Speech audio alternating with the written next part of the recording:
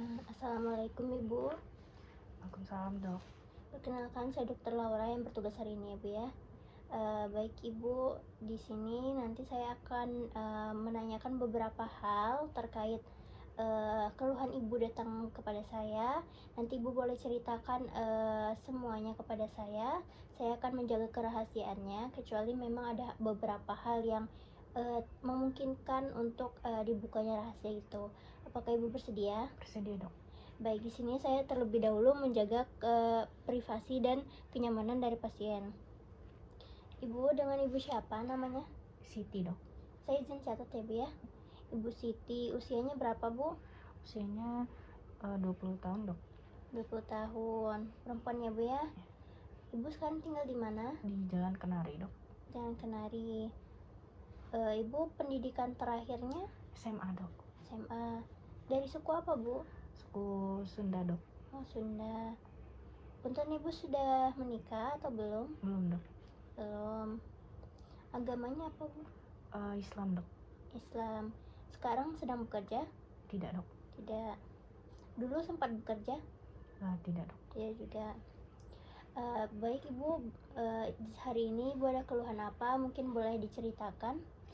Saya merasa ada orang yang sedang ngawasin saya dok, sama kayak mau mencelakai saya. Oh, ada yang mau mencelakai Ibu gitu Ibu pikirnya.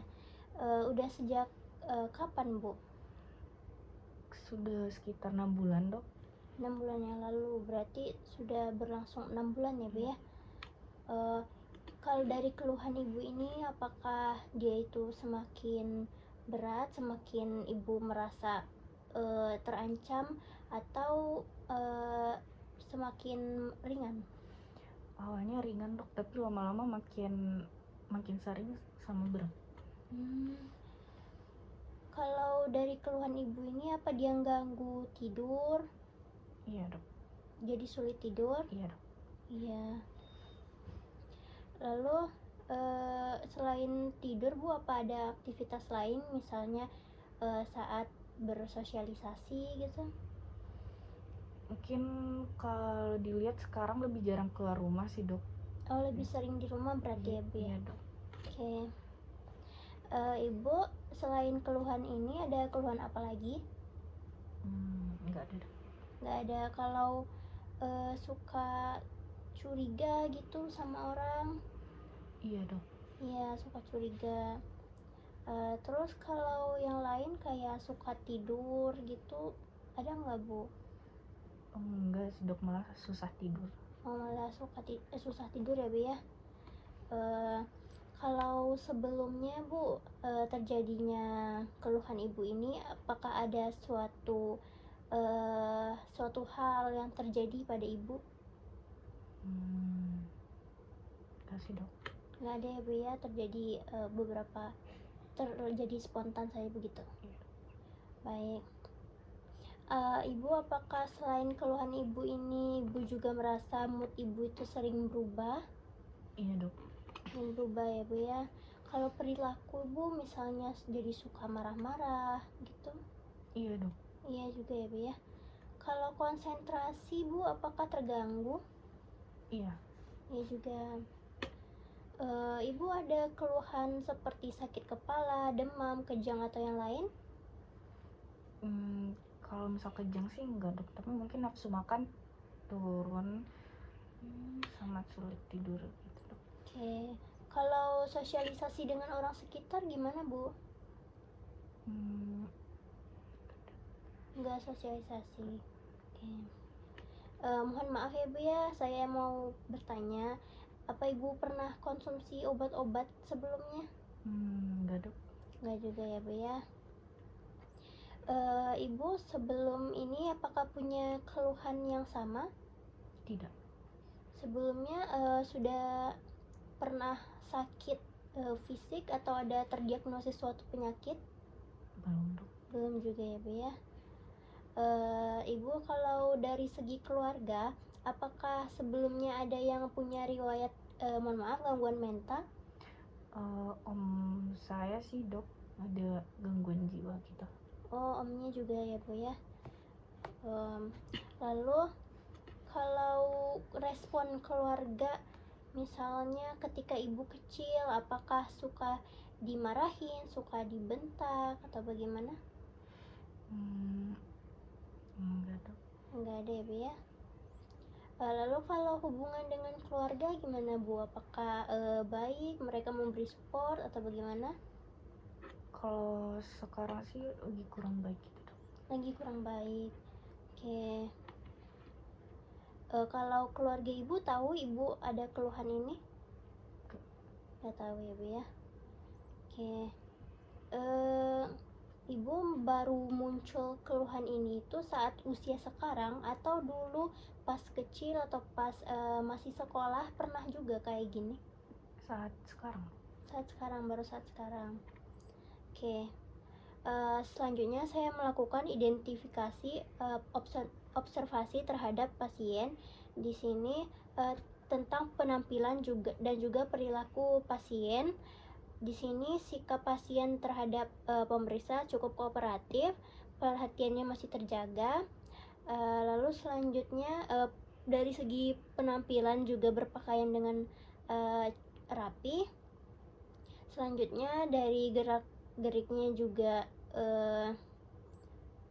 biasa-biasa saja, namun terkadang ada ekspresi yang menunjukkan ketegasan. Lalu selanjutnya untuk perawatan diri pasien di sini baik. Lalu tidak ada tanda-tanda kecemasan, seperti tangan basah dan lain-lain. Lalu juga tidak terlihat takut, apatis ataupun bingung atau hilang semangat. Sini juga pasien tidak gelisah, namun terkadang matanya itu melebar. Lalu selanjutnya dari cara bicara pasien bicara terkadang dengan emosional. Lalu kita juga bisa perhatikan apakah dia ada ragu-ragu, monoton, keras, atau dia berbisik, mencerna, atau dia suka komat-kamit, dan lain-lain. Lalu di sini dari segi emosi, pasien juga masih tergolong normal, namun ada beberapa pertanyaan yang memang pasien itu menjawabnya dengan tegas. Lalu untuk moodnya, di sini kita bisa lihat bagaimana pasien itu menyatakan perasaannya dari durasi, fluktuasi suasana hatinya, lalu apakah dia depresi atau putus asa. Di sini tidak ada. Lalu selanjutnya apakah dia cemas, juga tidak ada. Tapi kadang dia ada meluap-luap. Ibu punten, apa selama ini ibu ada merasa seperti hampa, putus asa begitu? Ya dok. Iya. Dan merasa hampa serta putus asa. Lalu selanjutnya apa ibu pernah berpikir untuk menyalahkan diri sendiri atas keluhan yang ibu rasakan ini? Tidak dok. Tidak ya Bu ya. Baik, selanjutnya kita observasi juga apakah pasien ini terlihat bahagia atau tidak bahagia. Di sini pasien terlihat tidak bahagia, dimana seperti rasa tertekan, kesal, khawatir, ataupun cemas. Belakangan ini Bu, apakah ibu tuh sering emosinya terganggu seperti semangat yang berlebihan begitu? Ya dok. Baik, selanjutnya kita cek afek pada pasien, menentukan ekspresi luar dari pasien seperti wajah pasien. Di sini wajahnya itu sesuai dengan pertanyaan dan konteks yang ditanyakan, jadi tidak datar. Lalu untuk pemikirannya, di sini pemikiran pasien masih realistis. Lalu jalan pikirannya dia fight of ideas dan tidak ada gangguan bahasa. Lalu isi pikirannya, ibu sebelumnya apakah sempat terpikir, mohon maaf, untuk melakukan bunuh diri? Tidak dok. Tidak ya Bu. Tidak ya Bu ya. Lalu selanjutnya ibu pernah tidak merasa kalau ada yang memata-matai ibu gitu? Iya dok. Iya, ada orang yang kayak benci gitu sama ibu. Iya dok. Iya juga. Terus apakah ibu merasa orang-orang sekitar itu sering membicarakan yang enggak-enggak tentang ibu? Iya dok. Oke. Eh, Sebelumnya ibu bisa pernah merasa ataupun ibu merasa kalau ibu ini punya sesuatu yang lebih dari orang lain? Enggak dok.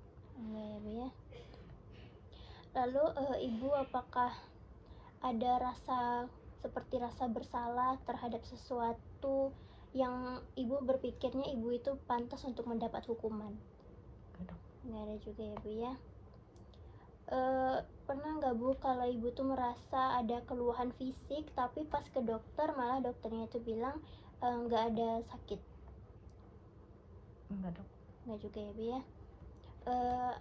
Apakah ibu pernah berpikir kalau diri ibu ini dikontrol oleh sesuatu? Nggak juga. Ibu pernah hilang pikiran seperti misalnya pikirannya itu jadi kosong gitu? Iya dok. Iya. Atau pernah tidak bu pikirannya itu bukan pikiran ibu tapi kayak ada yang dimasukin ke pikiran ibu? Enggak dok. Nggak ada ya bu ya. Kalau ini bu, kalau pernah merasakan seakan-akan ada pikiran ibu itu didengar oleh orang lain gitu? Enggak dok. Nggak juga ya bu ya. Lalu apakah ibu pernah berpikir kalau ada orang yang mengendalikan pikiran ibu sehingga ibu berbuat sesuatu yang tidak ibu inginkan? Iya ya bu ya. Lalu selanjutnya pernah tidak bu kayak mendengar suara-suara yang aneh gitu yang cuma bisa ibu dengar? Pernah dok. Nah, suara seperti apa bu? Ingin mencelakai saya gitu dok. Oke.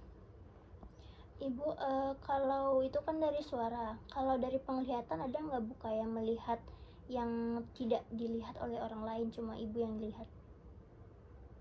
Enggak dok. Enggak ya. Terus kalau biasanya bu, apakah pernah mencium hal-hal yang nggak biasa atau mencium bau-bau aneh? Enggak dok. Enggak juga ya bu ya. Apakah pernah kadang itu suka kok tiba-tiba ada rasa yang aneh gitu di misalnya di pengecapan di lidah atau di mulut? Enggak dok. Enggak juga ya. Terus apakah ibu kadang suka ngerasa ada sesuatu yang menjalar di kulit ibu padahal pas ibu lihat gak ada? Enggak dok. Gak ada juga. Lalu di sini saya akan menilai dari sensorium dan kognisi dari pasien, dari kesadaran pasien. Ibu, kalau saya boleh tanya sekarang tanggal berapa ya bu? Tanggal 28 dok. Tanggal 28, hari apa bu? Hari Minggu. Bulan? Bulan 12. Tahunnya bu? 2025. Baik. Kalau menurut ibu sekarang ini siang, pagi atau malam? Siang dok. Siang, baik. Selanjutnya ibu sekarang sedang ada di mana? Di rumah. Di rumah sakit ya bu ya? Iya. Baik. Ibu kenal ibu namanya siapa? Siti dok. Ya, nama panjangnya? Siti Putri. Siti Putri. Baik, selanjutnya ibu boleh tolong kalkulasikan yang saya tanyakan ya bu ya. Nanti ibu bisa lakukan pengurangan sederhana, cuman mau mengetes saja. Ini 100 dikurang 7 berapa bu? 93 dok. 93 dikurang 7? 84. 84 dikurang 7? 60. Dikurang 7 lagi? 50. Baik, selanjutnya kita menilai memori dari pasien, baik memori langsung, terkini, masa lalu, ataupun memori yang abstrak. Ibu, untuk saya pastikan ingatan ibu setelah saya membacakan angka, ibu bisa ulangi ya. 14925.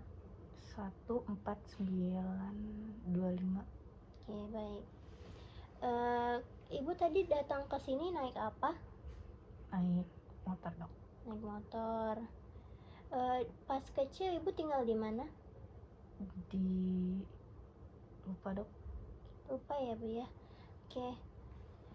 Ibu saya tanyakan sinonim dari peribahasa. Kalau ibu tahu artinya boleh disebut ya. Misalnya karena nila setitik rusak susu sebelanga. Nggak tahu ya bu ya. Oke, selanjutnya kalau dari